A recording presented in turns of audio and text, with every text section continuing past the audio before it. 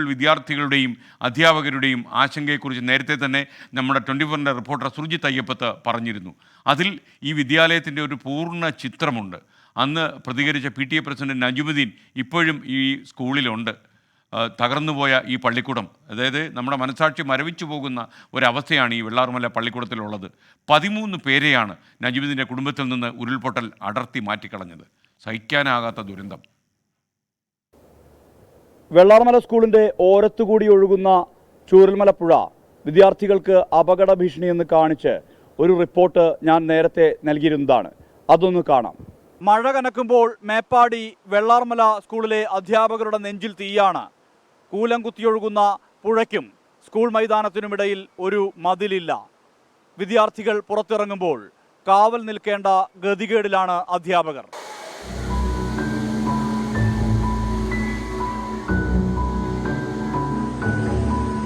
അറുന്നൂറിലേറെ വിദ്യാർത്ഥികളുണ്ട് ഈ സ്കൂളിൽ.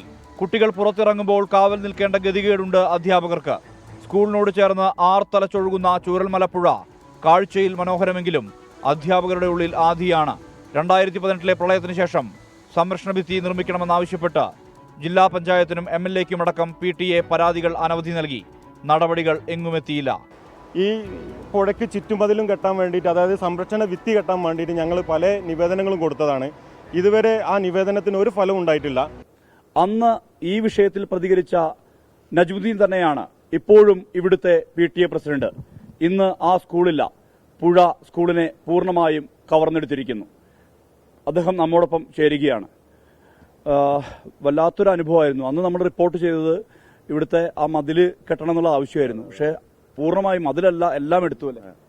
എല്ലാം എന്താ പറയുക, ഞങ്ങൾ അന്ന് സാറോട് പറഞ്ഞത് ഇതിനൊരു ചുറ്റുമതിലും അതുപോലെ ഒരു സംരക്ഷണ ഭിത്തിയൊക്കെ വേണമെന്ന് പറഞ്ഞിട്ടാണ് നിങ്ങളോട് അന്ന് ഞങ്ങൾ പറഞ്ഞത്.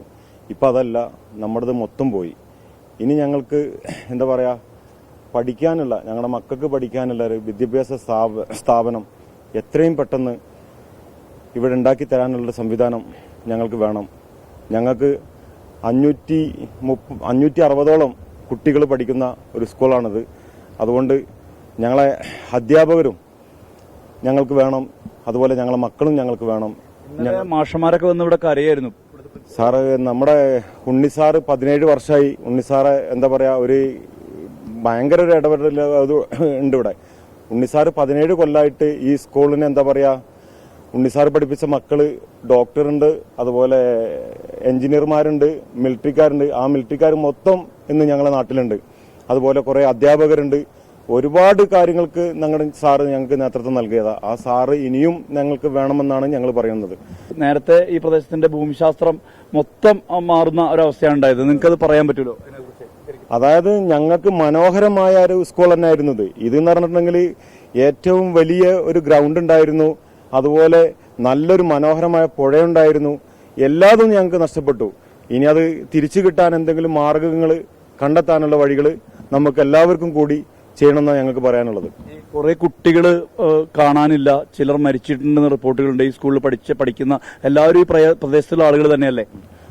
അതായത് നമ്മുടെ സ്കൂൾ റോട്ടിൽ നിന്ന് ഉള്ള മക്കള്, അതുപോലെ മുണ്ടക്കായുള്ള മക്കള്, ഞങ്ങൾക്ക് ഹട്ടമല, പുത്തുമല, അതിലിപ്പോൾ മുണ്ടക്കായുള്ള മക്കളാണ് ഞങ്ങളെ ഈ മണ്ണ് കൊണ്ടുപോയിട്ടുള്ളവർ. അതായത് എന്താ പറയാ, ഞങ്ങൾക്ക് ആ യൂണിഫോം കണ്ടാൽ തന്നെ അറിയാം, ആ കളിക്കണ കാര്യങ്ങളൊക്കെ എന്താ പറയാ, അത് ഭയങ്കര ഒരു വിഷമത്തോടുകൂടെ തന്നെയാണ് ഞങ്ങൾ പറയണത്. ഞങ്ങളെ മക്കൾക്ക് ഇനി ഇതുപോലൊരു സ്കൂൾ ഉണ്ടാകണമെന്നാണ് ഞങ്ങൾക്ക് പറയാനുള്ളത്. വ്യക്തിപരമായ കുറെ നഷ്ടങ്ങളും ഇതിനകത്ത് സംഭവിച്ചിട്ടുണ്ടല്ലോ. താങ്കളുടെ പെങ്ങൾ നഷ്ടപ്പെട്ടു. ആരൊക്കെയാണ്, എന്താണ് അതിനെക്കുറിച്ച് പറയുന്നത്? എൻ്റെ 13ഓളം പേര് പോയിട്ടുണ്ട്.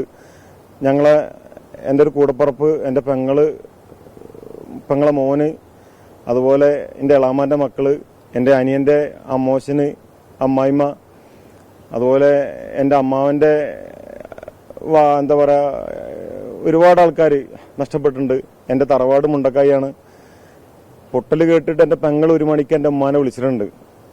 ആ വിളി തന്നെ ഉള്ളൂ, വേറെ ഒന്നും ഉണ്ടായിട്ടില്ല. അത് കഴിഞ്ഞിട്ടാണ് ബാക്കിയുള്ളത് 3:45 മൊത്തം കൊണ്ടുപോകുന്നത് ഇവിടുന്ന്.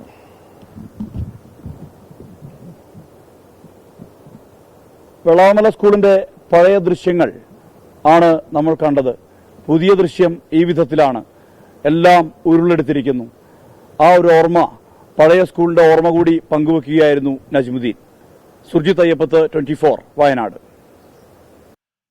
പ്രേക്ഷകരോട് ഞാൻ നേരത്തെ പറഞ്ഞതുപോലെ ഈ സ്കൂളിൽ വിനാശം പെയ്തിറങ്ങിയ ദിവസത്തിൻ്റെ തലേന്നെന്ന് പറയാൻ പറ്റില്ല, കുറച്ച് മണിക്കൂറിന് മുമ്പ് ഈ സുർജിത് അയ്യപ്പത്ത് അവിടെ പോയി ഒരു സ്റ്റോറി ചെയ്തിരുന്നു. ഈ സ്കൂളിലെ കുട്ടികളെക്കുറിച്ചും വെള്ളാരം കല്ലുകളെക്കുറിച്ചും സ്വപ്നം കാണുന്നവരെക്കുറിച്ചുമൊക്കെ തയ്യാറാക്കി വന്ന മണിക്കൂറുകൾ കഴിഞ്ഞാണ് ഈ ദുരന്തം ഈ സ്കൂളിന് മേൽ പെയ്തിറങ്ങിയത്. 50ഓളം കുട്ടികളെ കാണാനില്ല എന്ന് പറയുന്ന ദുഃഖകരമായ അവസ്ഥ ഈ സ്കൂളിലുണ്ട്.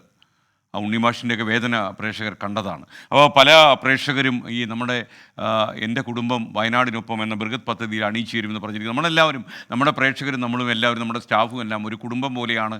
24 കണക്റ്റിൻ്റെ ലക്ഷ്യം തന്നെ അതാണ്. അപ്പോൾ ഈ 24 കണക്റ്റിൻ്റെ ഭാഗമായി പ്രിയപ്പെട്ട പ്രേക്ഷകരും നമ്മളും നമ്മുടെ ഗസ്റ്റും അതിഥികളും നമ്മുടെ അവതാരകരും ന്യൂസ് റീഡേഴ്സും എല്ലാം ഒരു കുടുംബമായി വയനാടിൻ്റെ പദ്ധതിക്കായി അണിയിച്ചേരും എന്ന കാര്യത്തിൽ സംശയമില്ല. 1-2 പ്രേക്ഷകർ പറയുന്നു, SK നിങ്ങൾ സമയമെടുത്തോളൂ, ചെയ്യുമ്പോൾ നല്ല സൂപ്പറായിട്ട് ചെയ്യണം, നമ്മൾ ചെയ്യുമ്പോൾ നീറ്റായിട്ട് ചെയ്യൂ, നമ്മൾ ഏത് പ്രോജക്റ്റിൽ ഇറങ്ങിയാലും നല്ല വെൽ ഡിഫൈൻ പ്ലാനുമായിട്ടേ നമ്മൾ ഇറങ്ങാറുള്ളൂ എന്ന് മാത്രമല്ല അതിനകത്തെല്ലാം ട്രാൻസ്പെറൻസി ആദ്യം മുതൽ അവസാനം വരെ നമ്മൾ കീപ്പ് ചെയ്യുകയും ചെയ്യും. ഈ പദ്ധതി വളരെ ട്രാൻസ്പെറൻ്റായിട്ട് പ്രവർത്തിക്കും.